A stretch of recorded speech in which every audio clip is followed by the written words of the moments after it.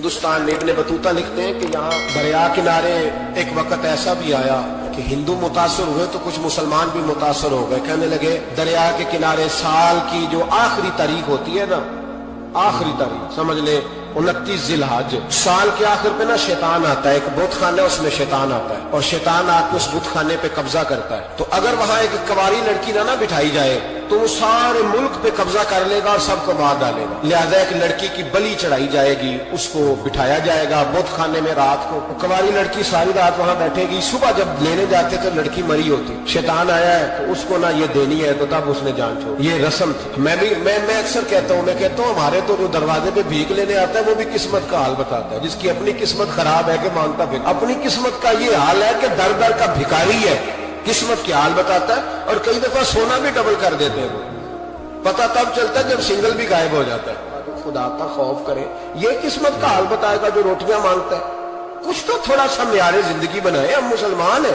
ان کا بھی نظریہ بن گیا، مسلمان بھی اس نظریے کا شکار ہو گئے کہ جناب سال کے آخر میں ایک کواری لڑکی بٹھائیں گے ورنہ وہ سارے ہندوستان کو مار دے گا. ایک حافظ ابو البرکات رحمت اللہ علیہ نام کے بزرگ ہوتے تھے اور سلسلہ عالیہ چشتیہ کے شیخ بھی تھے، لیکن اللہ کی قدرت یہ تھی کہ ان کے چہرے پر داڑھی اور مونچھیں نہیں آئی. کچھ لوگوں کے نہیں نہ آتے بال، کیا کہتے ہیں ان کو؟ کھودے، وہ ہمارا ایک لفظ ہے، بولتے ہیں پنجابی میں. ان کے چہرے پہ داڑھی نہیں تھی. وہ بھی کبھی کبھی اس رستے گزرا کرتے تھے تو قریب ہی ایک بوڑھی اماں کا مکان تھا. تو اماں بڑی مہمان نواز تھی. اس نے دروازے پہ، اگرچہ بیوہ عورت تھی، ایک ہی اس کی بیٹی تھی، دروازے پر اس نے مہمان خانہ بنایا ہوا تھا. آنے جانے والے کو کھانا کھلاتی، چائے پہ شوق تھا اس کا. اور حافظ صاحب دن کے وقت وہاں آئے.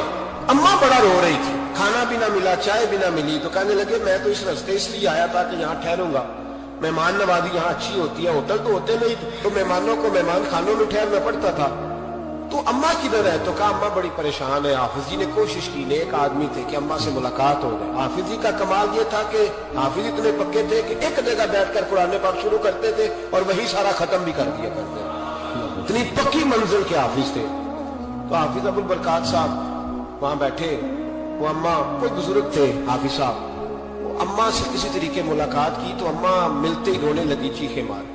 اماں کیا ہوا؟ کہنے لگی حافظ جی ایک ہی بیٹی ہے، خاوند فوت ہو گیا تو میں نے نکاح نہیں کیا، ایک بیٹی کے نام ساری زندگی کر دی. یہاں نا اب بت خانے میں میری بیٹی کو بٹھایا جائے گا. کچھ مسلمانوں کے بھی ہمارے گاؤں کے نظریات کمزور ہو گئے. یہاں بچی کو بٹھایا جائے گا اور سویرے وہ مر جائے گی میری بیٹی. قرآن اندازی ہوئی ہے تو میری بیٹی کا نام نکلا ہے. اب بیٹی کو جانا ہی پڑے گا. یہ ہمارے ان کچھ علاقوں کا طریقہ ہے. حافظ جی کہنے لگے اماں تو اس طرح کر، میں لوگوں کو سمجھاتا ہوں کہ یہ غلط ہے، شریعت اس کو پسند نہیں کرتی. تو میرے ساتھ انہوں نے کہا یہ لوگ نہیں مانیں گے، بہت سارے ہندو بھی ہیں، بہت سارے مسلم بھی ہیں، تو گڈمڈ ہو گئے نظریات، یہ تھوڑی مانیں گے. حافظ جی کہنے لگے اماں پھر ایک اور حل بھی ہے، میرے چہرے پہ کون سا داڑھی ہے؟ تو بیبیوں والے کپڑے مجھے دے. آج میں بیٹھتا ہوں وہاں، دیکھتا ہوں کون سا شیطان آتا ہے. عقیدہ مضبوط ہو نا. اقبال کیا کہتے ہیں ارادے جن کے پختہ ہو، نظر جن کی خدا پر ہو، تلا تم خیز موجوں سے وہ گھبرایا نہیں کرتے. کہا مجھے دو کپڑے بیبیوں والے، میں بیٹھتا ہوں. اماں کہنے لگی وہ شیطان واقعی آتا ہے. آج تک جتنی بچیاں گئی ہیں سویرے مردہ ملی ہے. بڑی سمجھنے والی بات ہے، غور کرنا. جتنی گئی ہیں ساری مردہ آئی ہیں. تو حافظ جی آپ کو جب وہ شیطان رات کو دیکھے گا نا، آپ آئے ہیں تو آپ کے تو وہ زیادہ ٹکڑے کرے گا. کس نے دھوکہ کیا؟ مرد ہو کے عورتوں کی جگہ پہ آیا. آپ نہ لے. حافظ جی کہنے لگے ٹکڑے میرے ہونے ہیں، آپ فکر نہ کریں. دریا کنارے بت خانہ تھا. حافظ جی عورتوں والا لباس پہن کے وہاں بیٹھ گئے. حافظ صاحب کہتے ہیں 3 دفعہ میں نے رات کو باہر نکل کے دریا پہ وضو بھی کیا. ساری رات میں نے قرآن پاک پڑھا اور جب فجر کا وقت ہوا تو باہر نکل کے میں نے اذان پڑھی. لوگ آئے تو میں نے جماعت کرائی. اور فرماتے ہندو مسلمانوں سب کو بلا کے میں نے کہا کہ اگر آج کے بعد شیطان نہ آئے تو ہندو کلمہ پڑھتے ہو سارے؟ نے کہا جی پڑھتے ہیں. فرمایا لو پھر میں بالکل صحیح سلامت آ گیا، کوئی شیطان نہیں آیا. کہتے سب ٹھیک ہو گیا. اب لوگ کہنے لگے حافظ جی بات تو آپ کی ٹھیک ہے، پر وہ بی بی کیسے مر جاتی؟ جس کو ہم رات کو بٹھاتے تھے سویرے مردہ ملتی تھی تو اس کو کون مارتا تھا اگر شیطان نہیں آتا؟ حافظ جی سمجھانے لگے کہ شیطان وسوسہ دیتا ہے پر زندگی موت اس کے ہاتھ میں. وسوسہ دیتا ہے، جتنی اس کو گنجائش ہے وہ کرتا ہے. کہا پھر وہ بی بی کیسے مرتی تھی؟ تو حافظ جی نے ایک بہت بڑی بات سمجھائی. کہنے لگے اصل بات یہ جس آدمی کو پتا ہو نا میں نے سویرے مر جانا ہے وہ ڈر سے مر جاتا ہے. جس کو پتا ہونا کہ میں یہاں مرنے آیا ہوں تو وہ ڈر سے ہی. فرمانے لگے اس کا عقیدہ کمزور ہو جاتا تھا، وہ نفسیاتی طور پر سمجھتی تھی کہ میں نے مرنا ہی مرنا ہے. तो खौफ होता था, कोई करीब नहीं आता था, दरिया और जंगल दाएं बाएं, तो सुबह तक उस औरत का दिल बंद हो जाता था। तो वो खौफ से ही उसे कोई शैतान नहीं मारता। अल्लाह की इबादत करें, इबादत से बरकत आती है। हजरत अबू अदरीस खौलानी रहमतुल्लाह अलैह हजरत मुआज बिन जबल के शागिर्द थे, ताबी थे, ताबी बुजुर्ग थे। फरमाते हैं कि मैं जब से हजरत मुआज बिन जबल की सोबत में बैठा ना, तो बुरे कारोबारों से मेरी तबीयत तो चाट हो गई। कई कारोबार में देखता तो झूठ बोलना पड़ता, उसमें बड़ा कुछ करना पड़ता, तो मुझे डर आता। आप फरमाते मैंने ना बड़ी कोशिश की, पर मेरी मर्जी का काम मुझे सूफी काहिल नहीं होते। फरमाते मेरे अंदर ताकत थी कि मैं हलाल कमा के बच्चों को खिलाऊं, पर मेरी मर्जी का काम नहीं मिलता था। हालत हो गई। और जब इंसान नेकी की तरफ आता है तो कुछ न कुछ आजमाइशें जरूर आती हैं, ये पक्की बात है, पक्की बात। जब वो गलत मलत कर रहा होता है तो उसको लगता है सारा कुछ सही है, जब सीधा होता है तो बहुत सारी परेशानियां भी जरूर आती हैं। ये मिजाज है दीन का। आप फरमाते मैं परेशान रहने लगा, हालात खराब होने लगे, आजमाइश सख्त होने लगी, कारोबार बंद हो गया, काम ही कोई नहीं मिलता था। मेरी बीवी नाराज रहने लगी, हल्का हल्का तो उसने मुझे कहना शुरू किया, फिर जलाल में आ गई। और एक दिन मुझे कहने लगी अगर आज नाना कुछ लेके आए तो बच्चे लेके मेके चली जाऊंगी। आप फरमाते मैं बड़ा परेशान हुआ, निकल गया फजर पढ़ के काम की तलाश में। मैंने जोहर तक तलाश किया लेकिन मुझे काम न मिला। आप फरमाते नहर फुरात के किनारे तपती हुई रेत पे मैं बैठा था, तो मेरे दिल में ख्याल आया बंदों की मजदूरी नहीं मिलती तो आज अल्लाह की न कर ले, आज अल्लाह की मजदूरी न करें। आप फरमाते मैंने गर्म रेत से तयम्मुम किया, वुजू किया वहीं फुरात, और गर्म रेत पे कपड़ा बिछाया तो नफल पढ़ने शुरू कर दी। जोर से असर तक नफल पढ़े, जोर से। चले मैं एक दुआ करता हूं, आप आमीन कहना। अल्लाह करे कि हम मगरब के बाद वाले नफल ही पढ़ने शुरू कर दें। नबी करीम सैयद आलम सल्लल्लाहु ताला अलैहि वसल्लम के गुलामों का हाल देखे, इबादत का हाल देखे। फरमाते मैंने कहा अल्लाह की मजदूरी कर, जोर से असर तक नफल पड़े गरम रेत पे। और जब असर हुई ना तो मैंने अपने रुमाल में ना थोड़ी सी रेत बांध ली। घर की दीवारें छोटी छोटी थी। मैंने कहा बीवी ने देखा ना खाली हाथ आया है तो अंदर से शोर करेगी, हम साए भी सुनेंगे, तो चलो जब देखेगी ना रुमाल में कुछ है हौसला करेगी, जब अंदर जाऊंगा तो समझा लूंगा। आप मुस्कुरा रहे हैं ना हल्का हल्का, इसका मतलब है इन बातों में काफी सदाकत है। पुराने बुजुर्ग कर गए तो इसका मतलब ये है कि इनमें बहरहाल काफी हद तक सदाकत है, ये शोर होते रहते। कहते मैंने वो कहा कि चलो दूर से देखेगी तो घर जाके समझा लूंगा। आप फरमाते पहले मेरी बीवी दरवाजे पे बैठी रहती थी, बच्चे बैठे रहते थे, मुंतजिर होते थे कि कुछ लेके आए, घर में फाका होता। आज मैं गया तो शोर ही कोई नहीं, कोई शय नजर ना आई। वो रेत से भरा हुआ मेरा पल्लू मैंने दरवाजे के साथ रखा, अंदर चला गया। बीवी को आवाज दी कहां हो? कहने लगी मुंह हाथ धो लो, मैं रोटी लेके आई। हाथ धो गई, रोटी किधर से आई? इस घर में तो फाके थे, खाना किधर से आया? कहते रोटी लाई, सलाद भी लाई, दूध भी लाई, उस जमाने में जो नेमतें थी फल भी लाई, सारा आ गया। मैंने घूर के देखा, मैंने कहा किधर से आया ये सारा कुछ? कहां है बच्चे? कहने लगी रोटी खा के बाहर निकल गए। मेरे दिल में ख्याल आया मेरी बीवी का किरदार तो चांद से ज्यादा उजला है, तो ये सारा कुछ कैसे आया? मैंने कहा ये कहां से आया सारा कुछ? तो कहती है मेरी तरफ देख के कहने लगी पता नहीं आज किस करीम की मजदूरी करने चले गए थे, पता नहीं किस करीम की मजदूरी पे चले गए थे। जोर हुई है तो उसने अनाज की बोरियां भेजी है, चावल भेजे हैं, फल भेजे हैं, इतना कुछ भेजा है कि मेरे घर में रखने को जगह ही कोई नहीं। ये कहते कहते उठी और कहने लगी पहले ही बड़ा आया था, अब और क्या लाए हो? आप फरमाते मैं सख्ते में था, उसने जाके मेरा रुमाल जो खोला, मैं रेत लाया था, रब करीम ने हीरे बना दिए, वो हीरे बन गए। आप फरमाते कहने लगी किस करीम की मजदूरी पे गए थे? फरमाते मैं उठा और कच्ची जमीन पे सर सजदे में रखा। मैंने कहा मालिक मैं सारी जिंदगी दुनिया राजी करता रहा, लोगों के दरवाजों पे खड़ा रहा, ताल्लुकात बनाकर थोड़ी सी रोजी के लिए जद्दोजहद करता रहा, धुतकारा गया, सताया गया। मौला میں تو تیرے دروازے پہ آج آیا ہوں، پوری دیہڑی بھی نہیں لگائی، زور سے سر ڈیوٹی کی ہے، اللہ تیری تھوڑی مزدوری کا اتنا اجر ملتا ہے، خدایا تو اتنا نوازتا ہے۔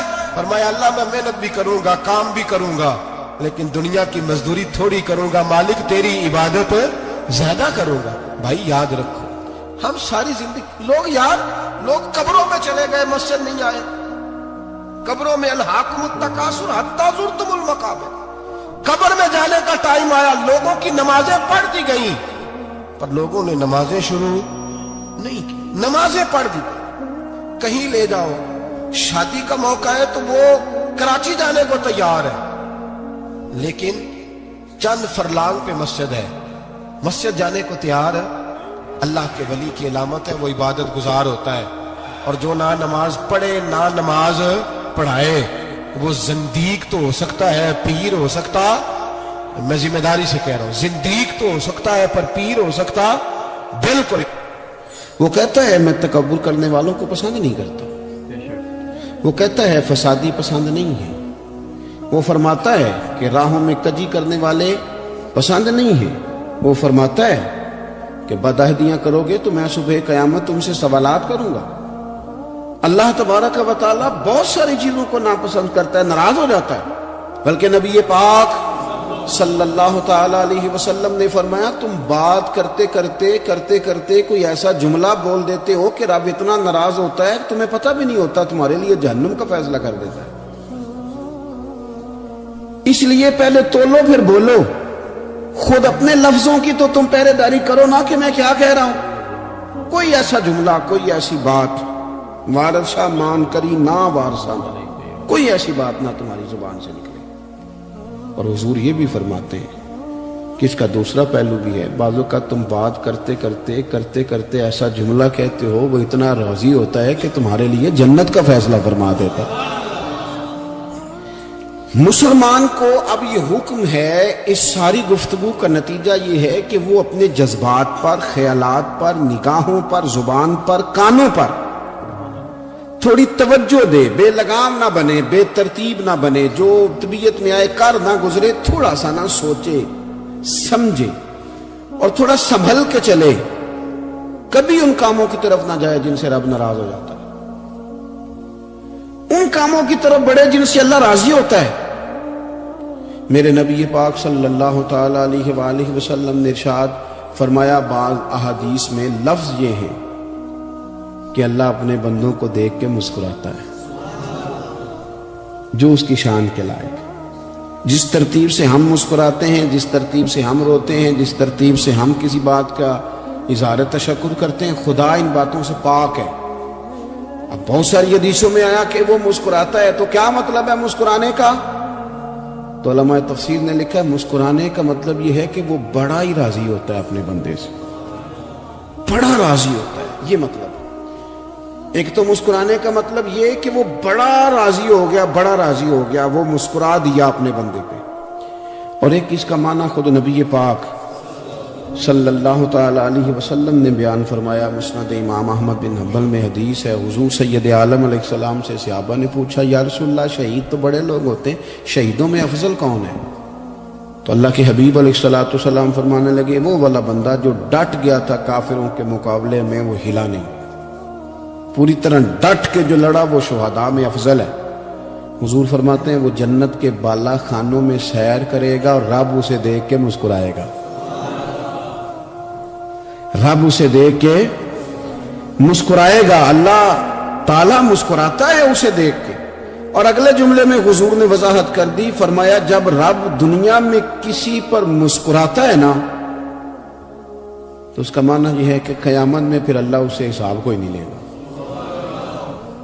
جس پر اللہ دنیا میں مسکرا دیا اس سے کوئی حساب، تو وہ کام ڈھونڈنے چاہیے نا جس سے اللہ مسکرائے۔ ویسے کبھی ہم ایسا کرتے ہیں کہ نہیں کہ کسی کو راضی کیا جائے؟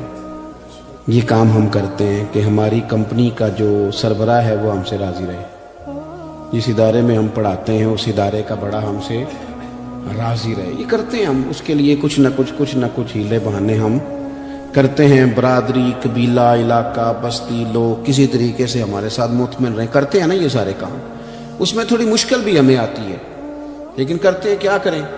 گھر میں بھی کئی دفعہ ایسا ماحول بنانا پڑتا ہے۔ چلیں ایک اور میٹھی مثال دیتے ہیں، زیادہ سمجھ میں آئے گی۔ چھوٹا بچہ خوش رہے، آپ اس کے لیے محنت نہیں کرتے؟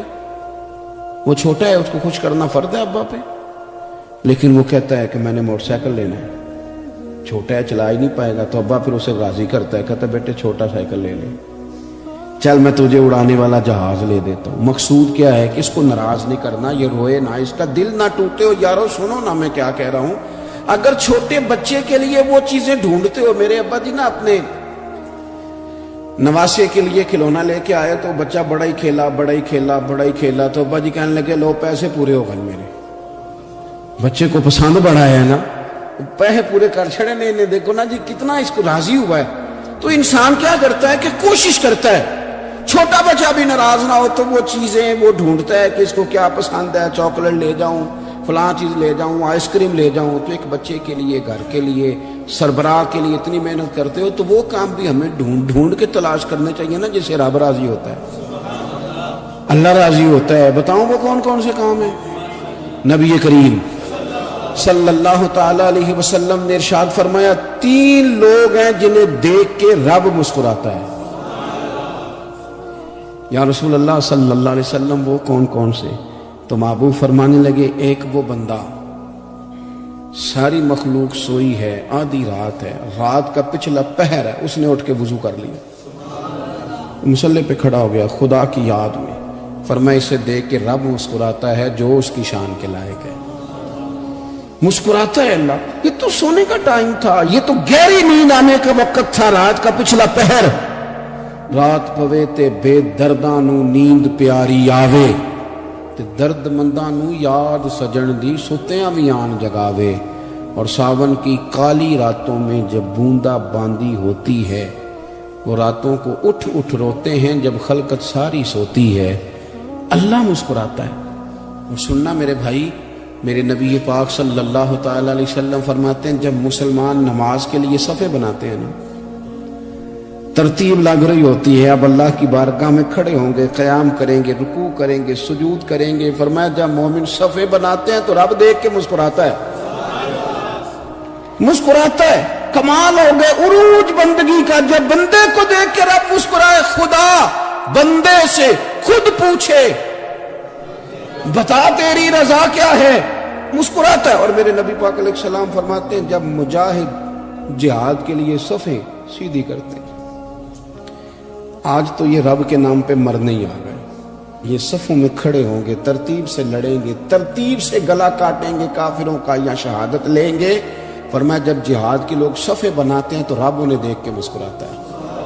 کتنے نصیبوں والا وہ بندہ ہے جسے دیکھ کے مسکرا دیا۔ او یار کبھی تیرا بیٹا تیرے سامنے مسکرائے نا چھوٹا، تو تیرا دل باغ باغ ہو جاتا ہے۔ تیری ماں بیمار کسی ایک دن صحیح طرح ہنس پڑے تو طبیعت خوش ہو جاتی۔ مجھے بتاؤ نا جس کا رب بھی اسے دیکھ کے ہنس پڑے، جو اس کی شان کے لائق ہے، کیا اس بندے کے نصیبیں ہیں، کیا اس کے مقدر ہیں۔ آپ اس مقام پر اپنے آپ کو لائیں۔ اب دیکھیں نا یہ حدیث آپ نے سن لی، اب ہم نے نا اس طرح صفحے نہیں بنانے جو اس طرح ساری دنیا، اب ذرا صفحے بھی شوق سے بنائیں گے، آپ ذرا تھوڑا سا شوق پیدا کریں گے، بھئی یہ تو میں وہ کام کرنے لگا ہوں جسے دیکھ کے رب مسکراتا ہے۔ نبی پاک صلی اللہ علیہ وسلم نے فرمایا جب کوئی بندہ توبہ کرتا ہے نا،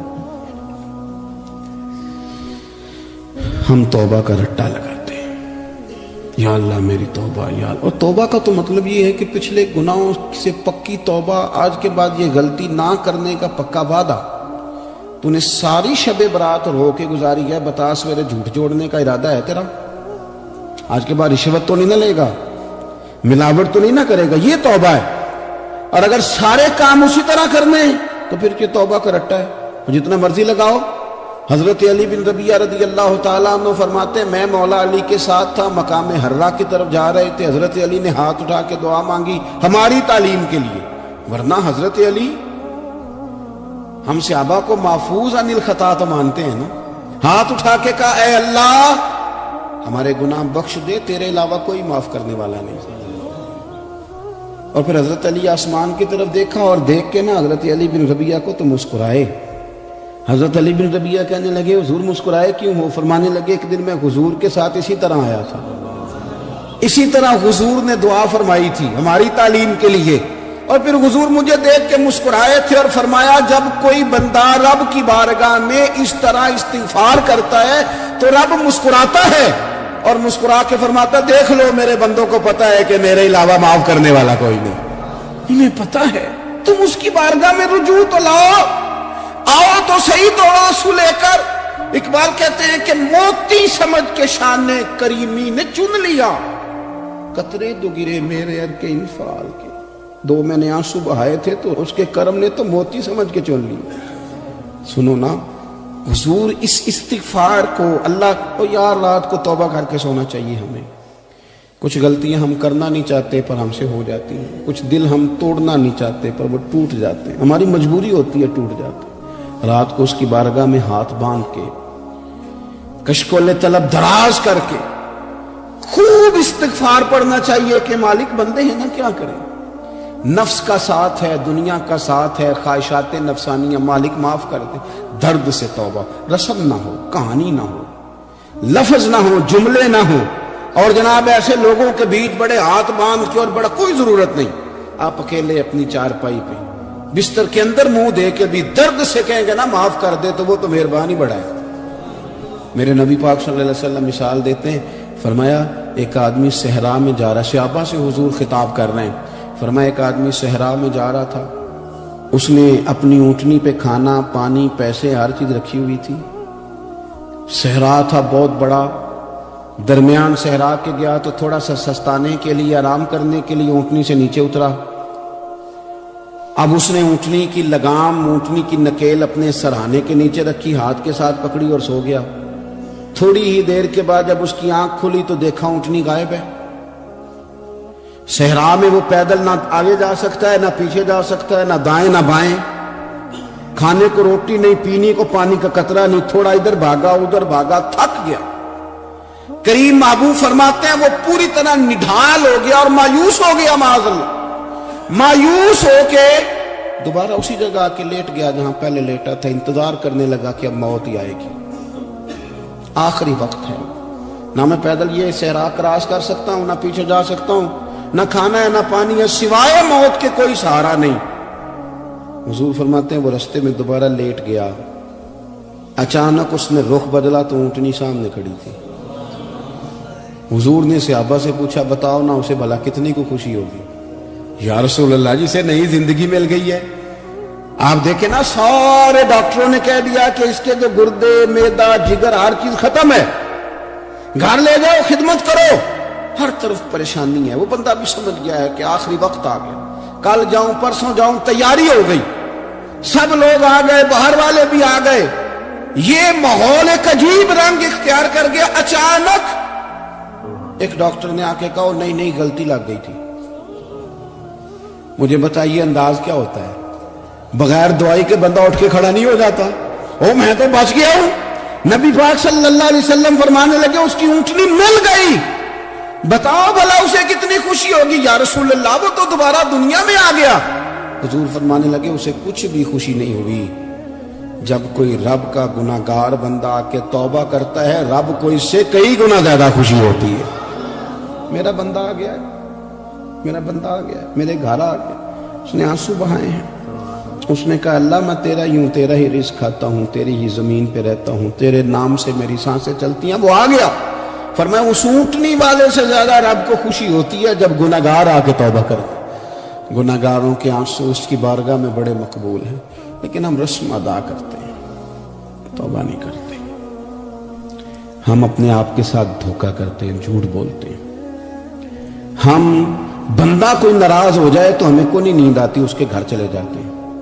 ہم اپنے سارے رشتوں کو تعلقات کو مینٹین کر کے رکھنے کے عادی ہیں۔ ہمیں پتہ ہے کہ وہاں میں نہیں جا سکا تو بیٹا بھیجتا ہوں، فلاں شادی پہ میں نہیں جا سکا تو بھتیجا بھیجتا ہوں، بھائی بھیجتا ہوں، ہر تعلق کا ہم نے خیال رکھا کوئی روٹھ نہ جائے۔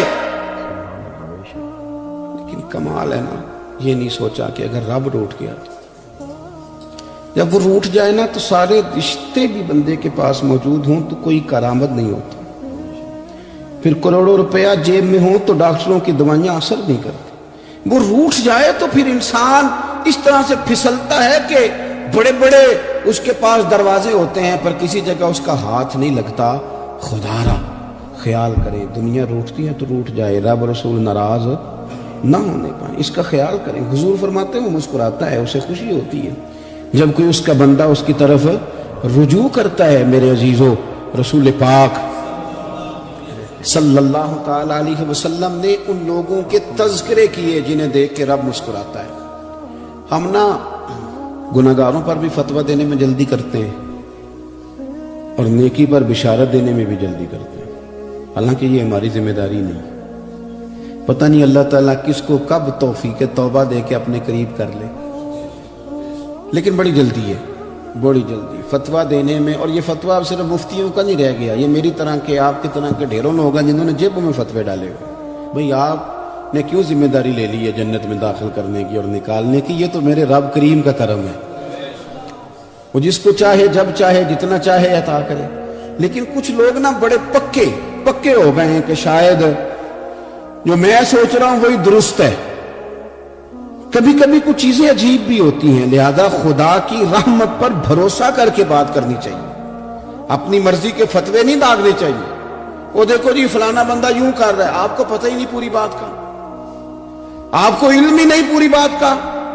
حضرت بہاءاللہ نقشبند بخاری رحمت اللہ علیہ فرماتے میں حج کرنے گیا تو وہاں میں نے ایک آدمی کو کروڑوں کا کاروبار کرتے دیکھا تو میرے دل میں خیال ہے یہاں بھی اللہ اللہ کرنی چاہیے تھی, دنیا داری کر رہا ہے. لیکن فرماتے ہیں حج سے فارغ ہوئے تو میں نے دیکھا وہی بندہ سارا کچھ رب کی بارگاہ میں خیرات کر رہا ہے اور سینکڑوں غریب حاجی ہیں جن کو پورے پورے خرچے دے رہا ہے. تو میں نے وہیں اپنی سوچ سے توبہ کی کہ میں کہاں تھا. بڑی جلدی کھڑے نہ ہو جائیں. حضرت حسن بصری رحمت اللہ تعالی علیہ ارشاد فرماتے ہیں کہ میں دریا کے کنارے گیا تو وہاں میں نے ایک شخص کو دیکھا, وہ اپنی ایک خاتون کی گود میں سر رکھ کے بیٹھا اور قریب ایک بوتل بھی پڑی ہے. میرے دل میں معاذ اللہ خیال آیا کہ دیکھو کس انداز میں ایک عورت کے ساتھ یہ ہے اور پاس بوتل بھی پڑی ہے, جانے شراب ہے. کہتے میں سوچ ہی رہا تھا کہ اچانک ایک کشتی آ رہی تھی دریا میں, وہ ہچکو لے کھائے, کشتی میں 4-5 لوگ تھے, وہ دریا میں ڈوبنے لگے. وہ آدمی تیزی سے اٹھا, دریا میں چھلانگ لگائی, پہلے ایک کو نکالا, پھر دوسرا نکالا, پھر تیسرا نکالا. ایک بندہ رہ گیا, کہنے لگا حضور مجھے تو آپ نے گناہگار سمجھا, میں تو بڑے غلط انداز میں یہاں بیٹھا ہوں, آپ نے جو سوچا. چلیں گے چوتھا بندہ آپ نکالنا ہے, کرے نا یہ کام, کرے نا یہ کام. بڑے بھولے بھالے بڑے اللہ والے, ریاض آپ کو بس ہم ہی جانتے ہیں. اتنی جلدی فتویٰ. حضرت حسن بصری فرماتے ہیں میں پشیمان ہوا, میں نے کہا مجھے تیرنا نہیں آتا, تو دیر نہ کر, چوتھا ڈوب نہ جائے. پھر اس نے چھلانگ لگائی, چوتھا بھی نکال لایا اور کہنے لگا حضرت آپ نے جلدی کی سوچنے میں, یہ بی بی میری ماں ہے اور یہ سرکے کی بوتل ہے. ہم ماں بیٹے کا یہ مشغلہ ہے کہ یہ وہ جگہ ہے جہاں آ کے لوگ مسافر اترتے ہیں اور یہاں سے کسی کا گھر 100 میل ہے, کسی کا 200 میل ہے. ہم صبح سرکہ کھجوریں روٹیاں لے کے یہاں آتے ہیں, مسافروں کی نوکری کرتے ہیں, کوئی پریشان ہو تو مدد کرتے ہیں. حضرت خواجہ حسن بصری فرماتے ہیں میں نے معافی مانگی, ان سے بھی مانگی, رب سے بھی مانگی. انہوں نے مانگ لی نا, بزرگ تھے, پر ہم کو نہیں تیار مانگنے کو. ہم ہر وقت بدگمانیاں, وہ فلانا فلانے جرم کرتا تھا, میں اسے اب کیسے نیک مان لوں. بھئی اب وہ نمازی ہے, خدا کے گھر آتا جاتا ہے, اب اللہ کی بارگاہ میں حاضر ہوتا ہے. جب رب نے معاف کر دیا تو بھی سوچ بدل جا. سنیں حضور کیا فرماتے ہیں. نبی پاک صاحب الاخلاق صلی اللہ تعالی علیہ وسلم فرماتے ہیں, مسند امام احمد بن حنبل دیکھیے, فرمایا رب اس وقت بڑا ہی مسکرائے گا جب قاتل بھی جنت میں جائے گا, مقتول بھی جنت میں جائے گا. یا رسول اللہ مقتول تو گیا, یہ قاتل کیسے چلا گیا؟ حضور فرماتے ہیں جائے گا, اور جائے گا اور رب مسکرائے گا جو اس کی شان کے لائق ہے. یا رسول اللہ کس طرح؟ تو نبی پاک صلی اللہ علیہ وسلم فرمانے لگے اس نے ایک مومن کو قتل کیا تھا, وہ شہید ہو کے جنت میں چلا گیا. اب اللہ نے بعد میں اسے توبہ کی توفیق دے دی.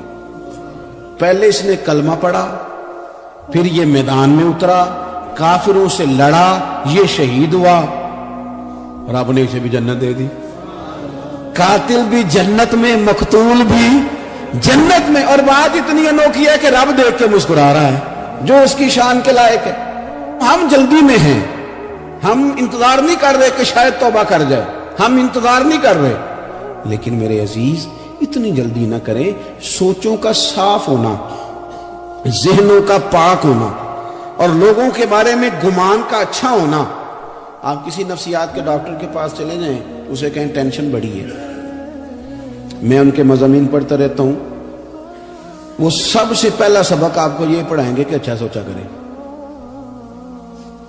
अच्छा सोचने से बंदा तंदुरुस्त रहता है। किससे बंदा तंदुरुस्त रहता है? हैं जी, वाकई। यानी इस वाले पड़ोसी के बारे में भी अच्छा सोचना है घर में, इस वाले के बारे में भी, छोटे भाई के बारे में भी अच्छा सोचना है और बड़े के बारे में भी अच्छा ही सोचना है। यानी अपनी बरादरी कबीले के बारे में भी अच्छा सोचें, जो कबीले का नहीं उसके बारे में भी चलें थोड़ा सा अच्छा सोच लें। अपने बारे में तो अच्छा सोचा है बड़ा।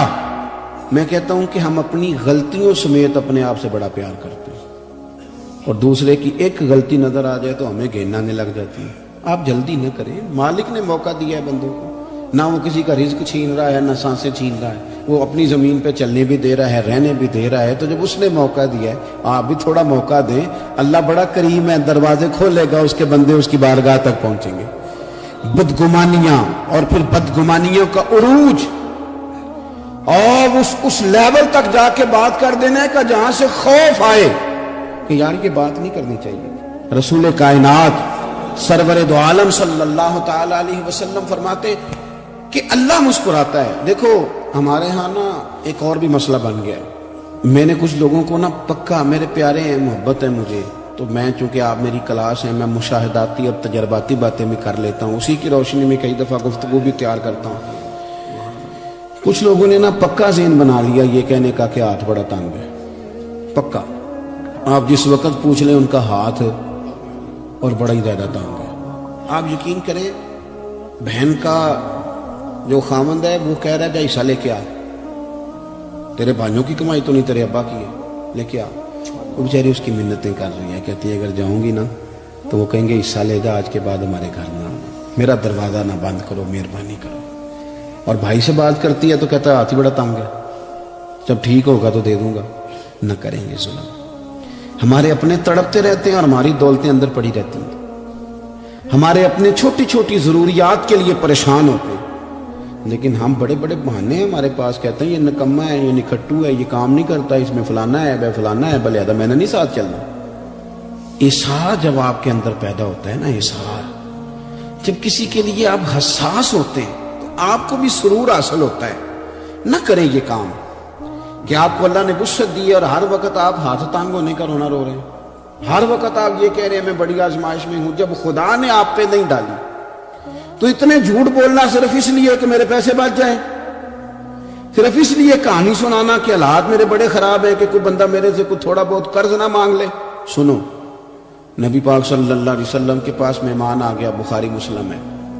हुजूर ने अज़वाज मुतहरात के घरों में पैगाम भेजा, कुछ चीज़ है ज़ियाफत के लिए। या रसूलल्लाह कुछ भी नहीं, ये दो जहां के शाह है और पास कुछ रखते नहीं, दो जहां की नेमतें हैं इनके खाली हाथ में।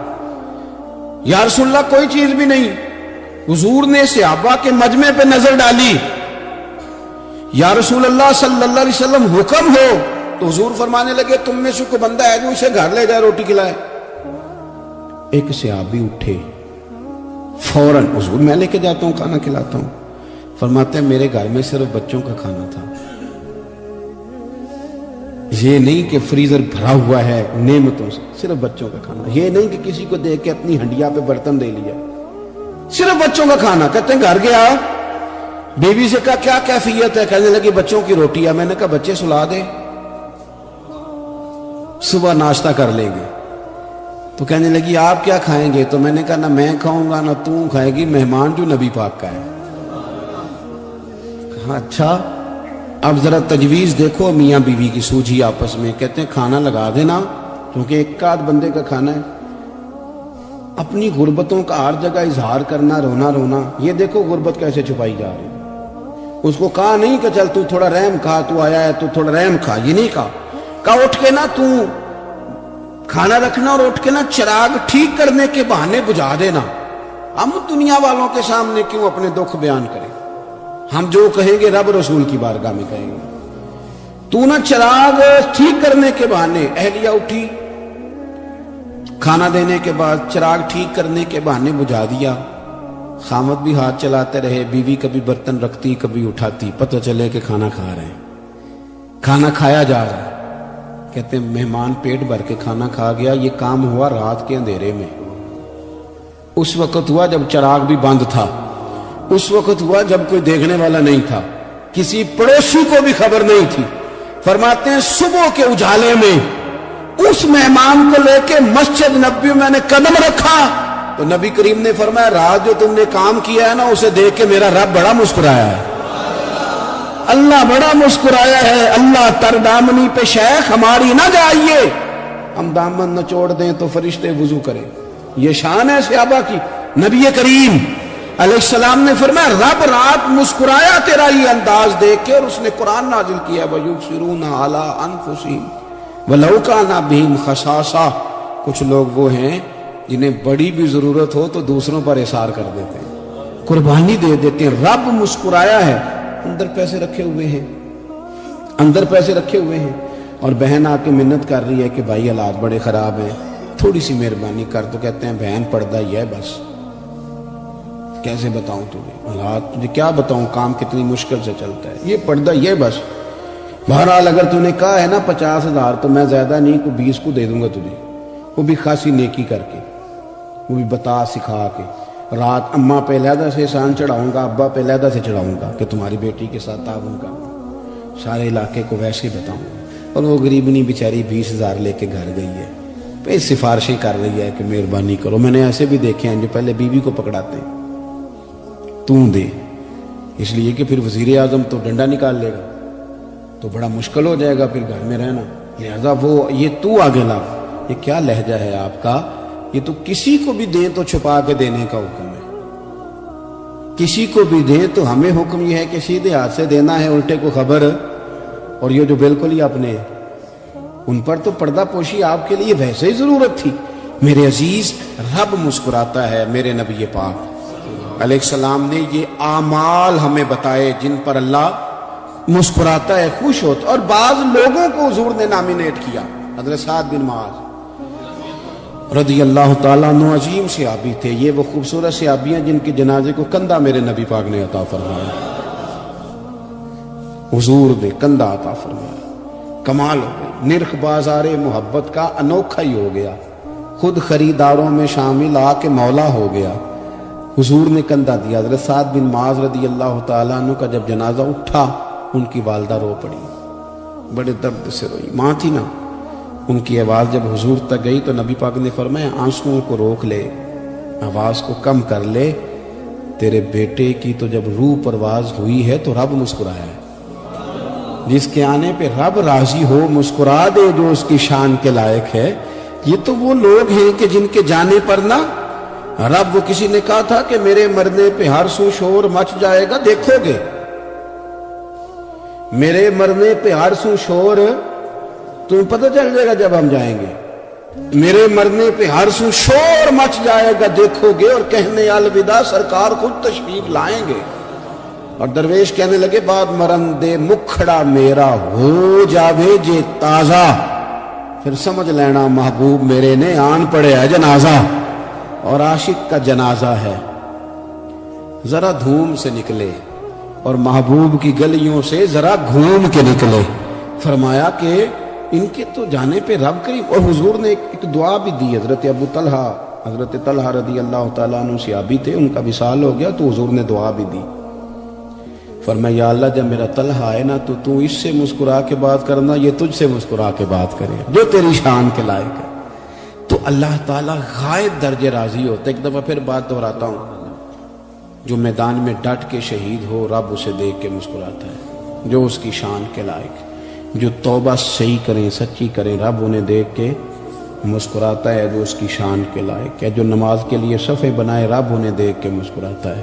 جو جہاد کے لیے صفحے بنائے رب دیکھ کے مسکراتا ہے. جو لوگ صبح پچھلے پہر اٹھ کے عبادت کریں رب انہیں دیکھ کے مسکراتا ہے. اور جو کبھی کبھی بھوکے رہ کے دوسروں پر قربان کر کے اثار کر دیں رب انہیں دیکھ کے مسکراتا ہے. بہت بڑی فضیلت ہے. اللہ ان سارے کاموں میں سے کسی ایک کام پہ ہمیں بھی لگا دے. تاکہ یہ ولی فضیلت اللہ تعالی ہم گناہگاروں کے حصے میں بھی فرما دے. آخر دعوانا ان الحمدللہ رب